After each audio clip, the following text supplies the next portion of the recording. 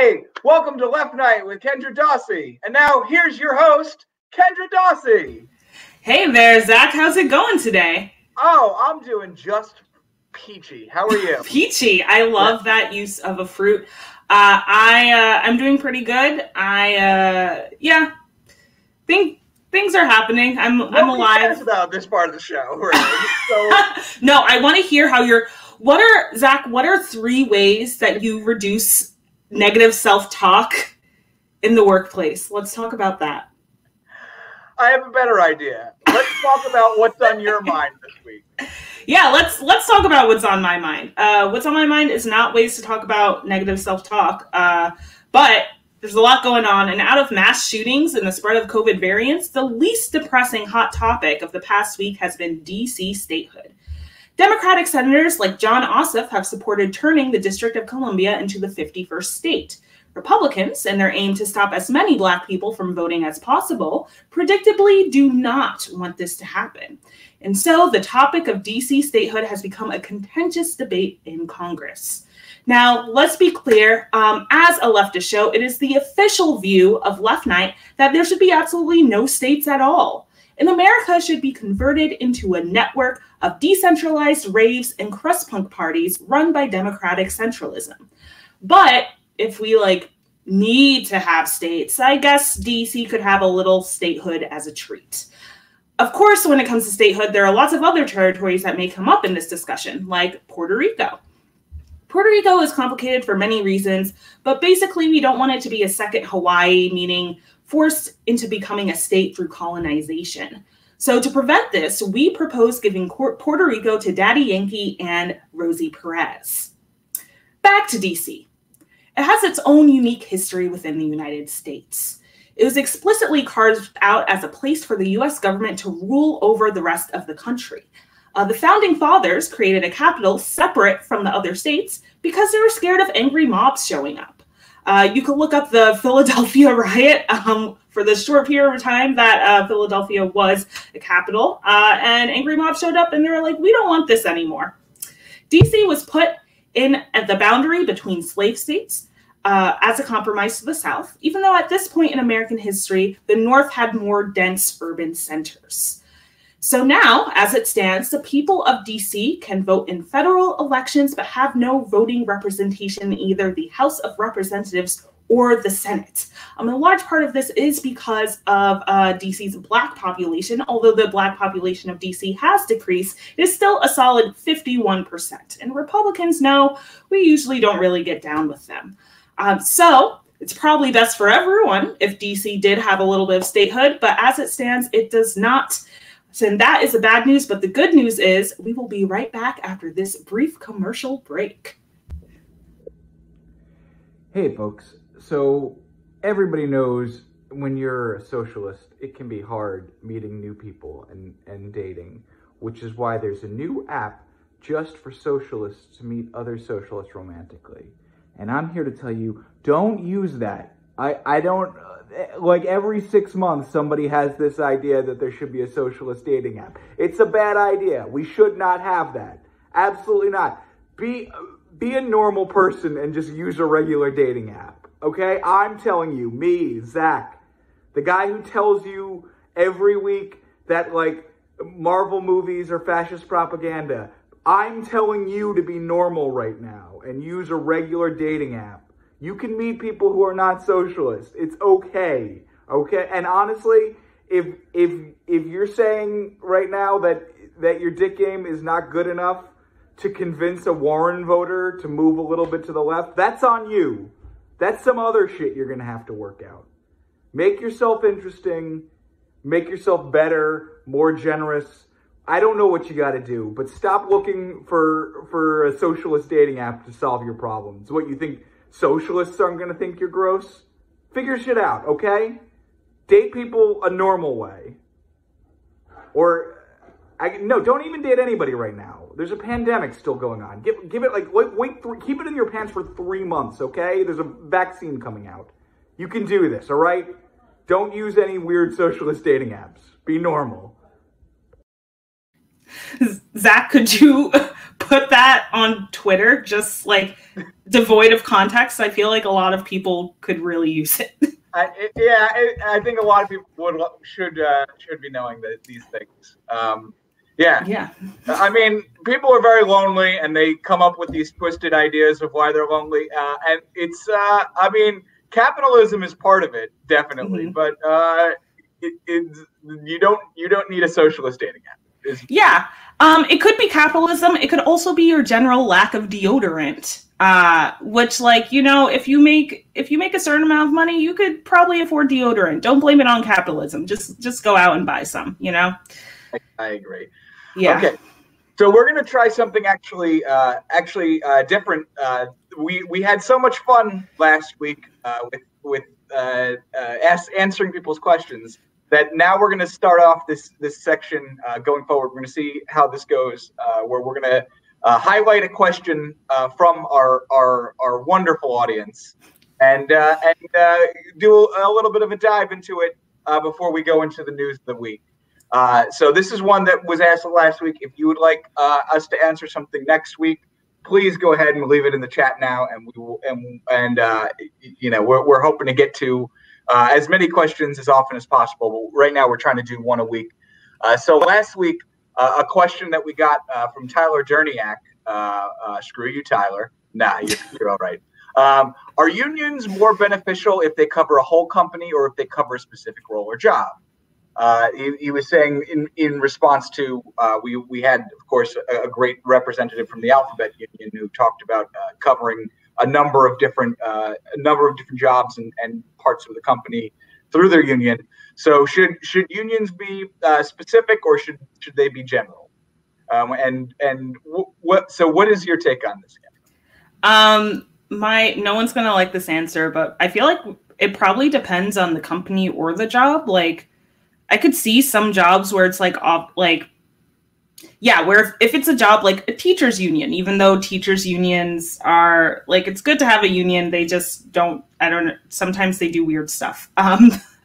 Not universally, but if it's a teachers union is probably good for every teacher in the state, right? But if your job is like very hyper localized or like very specific, where it's not like a plumber or a teacher, like something where there's just lots of people, it might be good to like work just within your particular company or organization. But yeah, this is probably dependent on so many factors. And, you know, regardless, just try to organize your workplace. I don't know. Right. I think that's a great answer, that you should organize as large as sort of the boundaries of your both skills and enthusiasm can get you. Obviously, you know, or it's not obviously, but we do believe in one union and the idea of a union of all workers in the sort of the spirit of like the IWW and like everybody, all workers should be looking out for each other. But there's also, you know, a lot of things that are very specific to the demands of certain jobs and certain very sort of specific workplace safety precautions and certain specifics of compensation that do require, even within the idea of one large union, there to be many sort of like smaller negotiations within that, and you know, that's going to be. I mean, it's not terribly different than the way that labor federations work in the United States, where there is the AFL-CIO, and then within the AFL-CIO, there are a number of other unions that represent a more specific interest. That does not change what the AFL-CIO's sort of larger goal and power is. I mean, I obviously have a lot of issues with the AFL-CIO, mostly that they're a bunch of dirty capitalists and have a not so great record on race relations. But the idea there, and there is something sort of. There is going to be power in a union, and the larger the union is, the more power there's going to be. But that does not mean undercutting sort of specific parts of, specific demands of specific jobs in the name of one large union and one union. Yeah. Also, doesn't the AFL-CIO, don't they let cops in their union? They do. Another issue with the AFL-CIO, and there is sort of the other issue with the idea of everybody being under a union. Obviously, you don't want cops in your union. You don't want management for your management to be in your union. There are many steps on the road to having one union, but that does not mean it shouldn't be the goal. Yeah. So I guess I feel like we basically answered that question. Yeah, I know the answer is not always cut and dry. And often when it comes to politics and organizing, the answers are not cut and dry. But one thing is for sure, if you are a cop, you should quit your job. Right. That is sure. Yeah. That is certain. We always agree with that. So yeah, what's happening in the news this week? The news. Andrew, have you heard about the big boat? I have heard about the big boat. There's a big boat. The big thick boat. Thick boat. The boat. It is a thick boat. The boat's booty cheeks were so thick that the sound of it clapping and getting stuck in the Suez Canal was heard around the world. Suez Canal. I've heard. Is it like a big problem that it's stuck? Because everyone has just been joking about like, oh, a boat got stuck in the canal. Like no one seems to be taking this as like a serious issue. I mean, there's definitely going to be transportation and logistic issues related to the big boat, for sure. And like things, sort of global trade will be slowed down. But the amount that it is inconveniencing the worst among us, compared to the amount it will, obviously, anytime anything happens, the lowest among us get fucked the worst. Yeah. So I don't know that necessarily it's whether or not it's worth rejoicing, but it is funny to see sort of global capital being slowed down, not by a proletariat revolution, but by just the big boat. Also, why didn't the Suez Canal has been around for a little bit. This is like when huge ass trucks get stuck on like a highway ramp. It's like getting storrowed. Yeah, it's like getting storrowed. It's like there are 40 fucking signs telling you not to do this. Mm-hmm. Like you measure your truck, but now they didn't measure their fucking boat. They don't I feel like this was so preventable.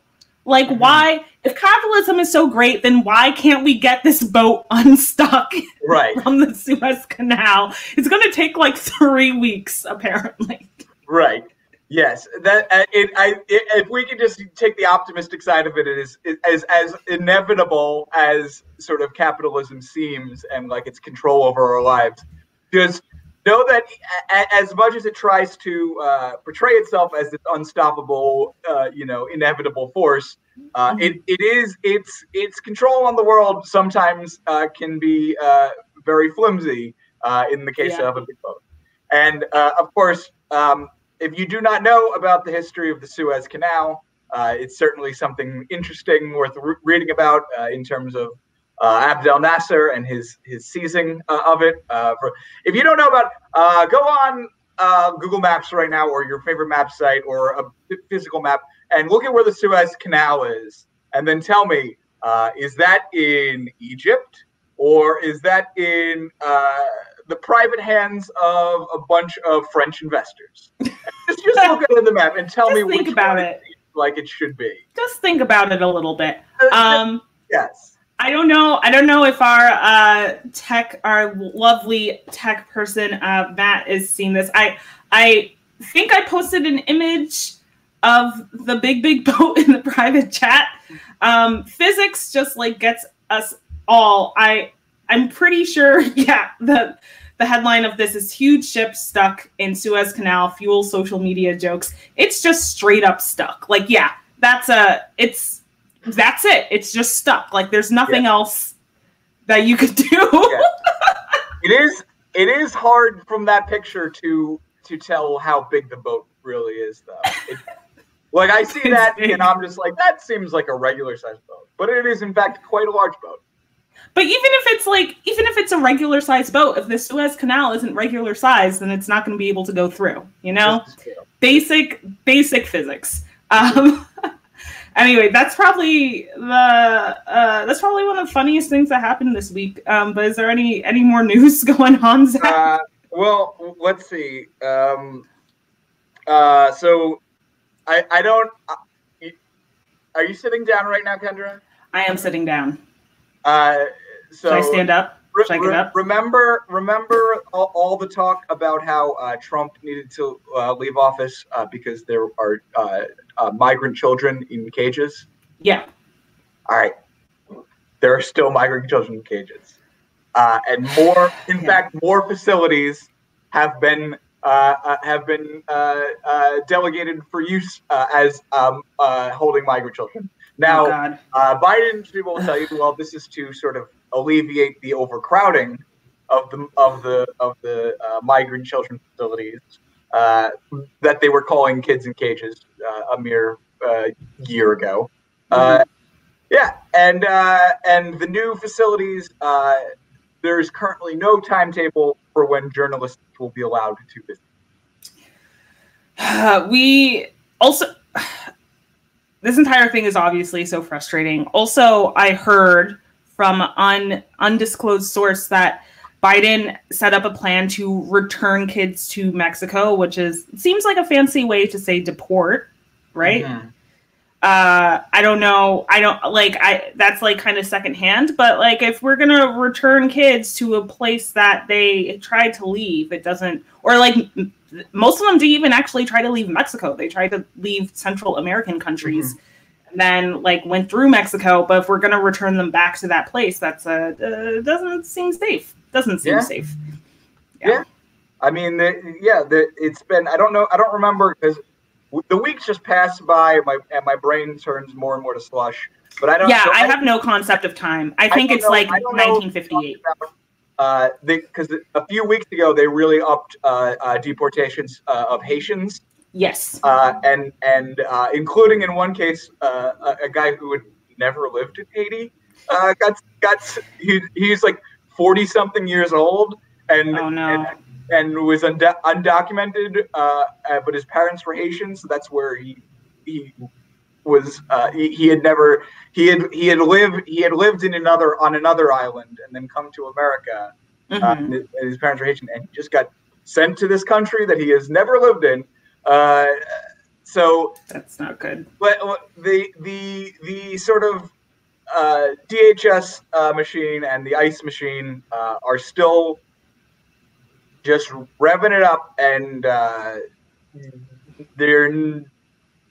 if you honestly thought that something was going to be done outside of abolishing ICE about the U.S.'s treatment of migrants on the border, you are a rube. You are a gullible fool, and I'm not happy about it. It's very depressing. I wish you weren't a rube, but yeah. I wish the Joe Biden that you think exists was real, and that there was really a Democratic Party that was just revving to get to control so that they could fix the issues that plague this country. But unfortunately, that is not true, and you are very rubish. Yeah.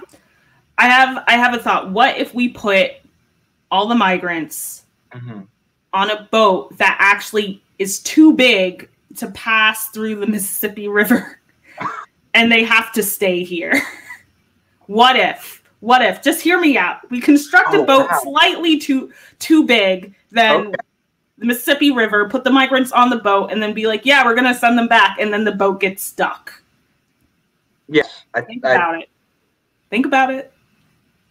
I mean, I like the idea, but then in my head, I just picture some shrewd, DC asshole being like, well, we can just turn the boat over.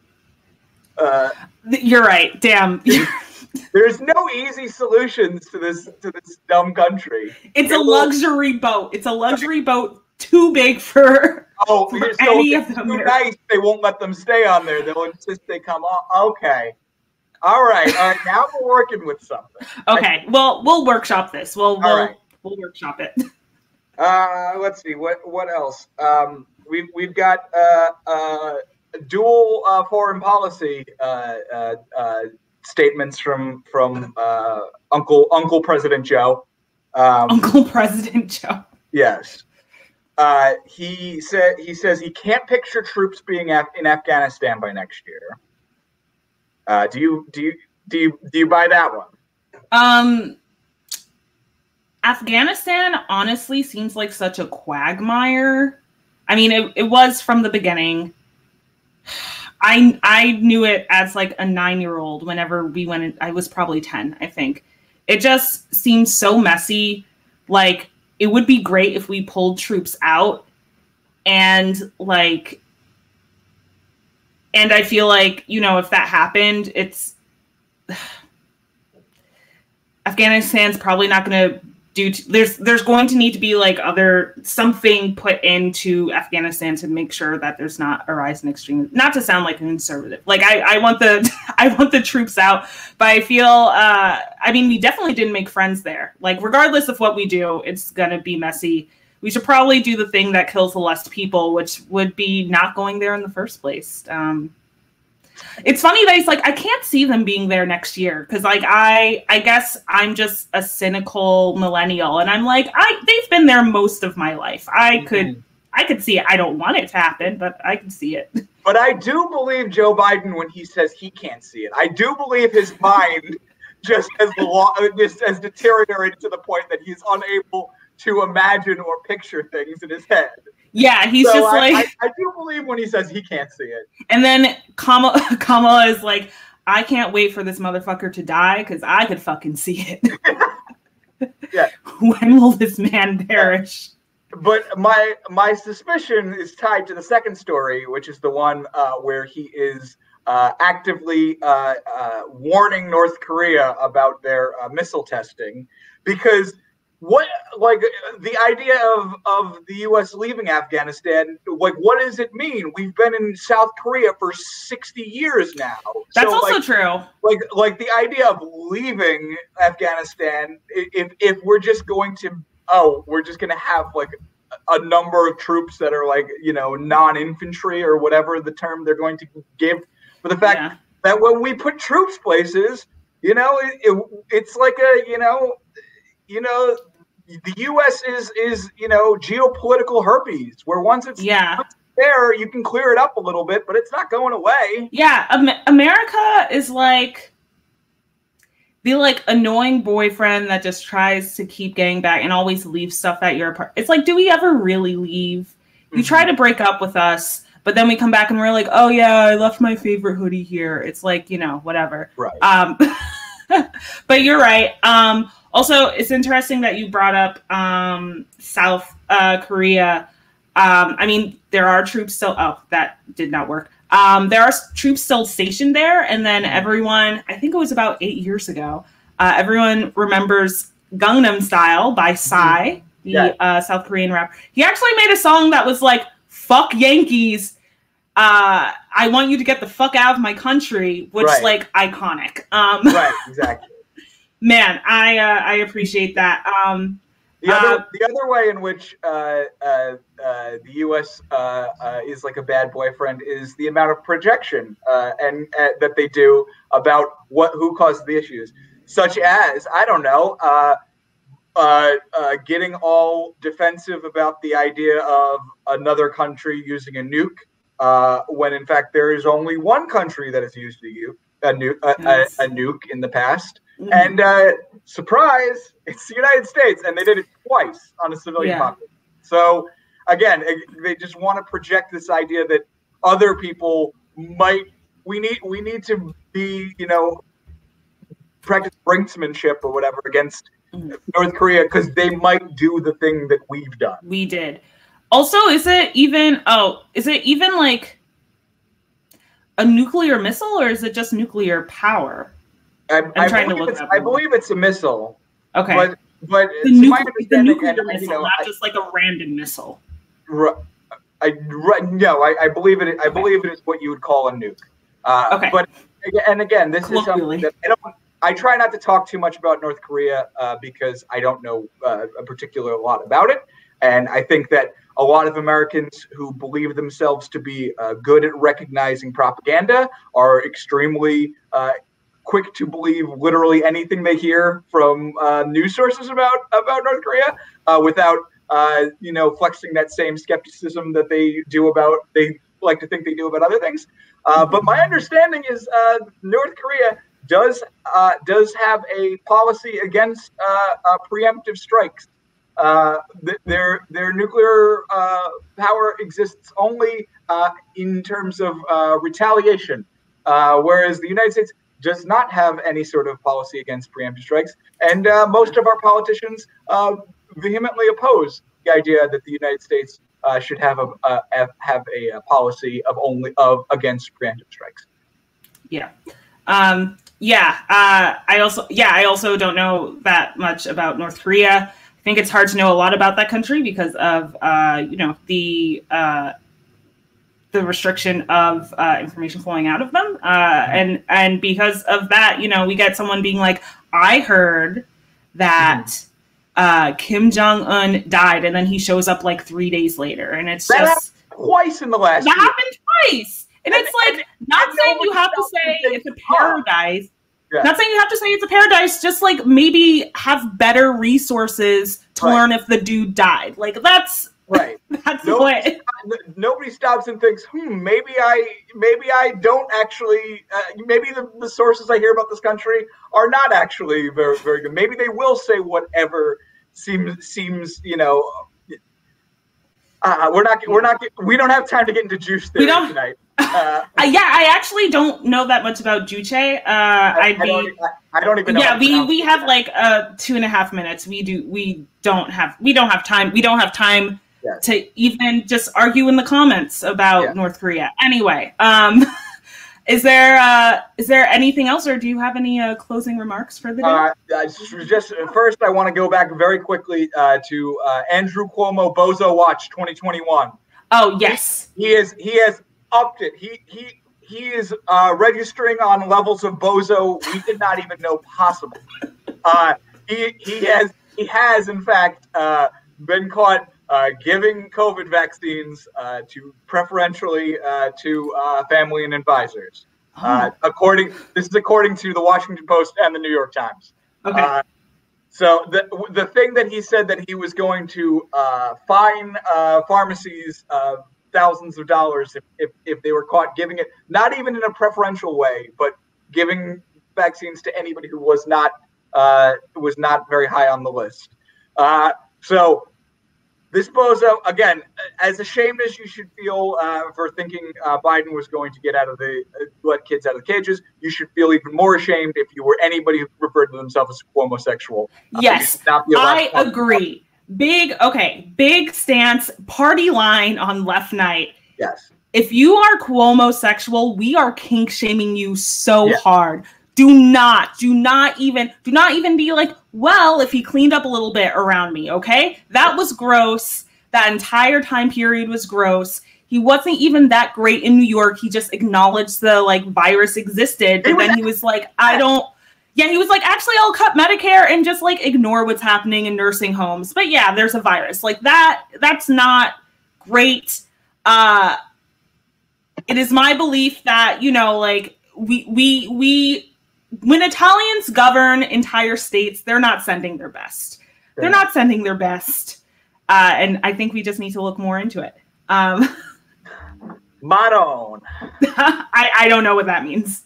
Oh, okay. Well, is that a slur? Did you talk about another person's culture? What? Wait, what did you say? A slur at me?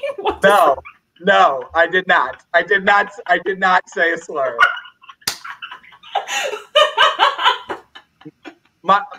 Madonna is just like Madonna, like Mother of God. It's it was like, did you call me brown? Because I am brown. Okay. I do know the bad Italian words that are racist, but we're not going to get in that today. We don't have time. We are just out of time. Just out of time. Come back to Left Night next week. We'll talk about juche and Italian slurs against Black people.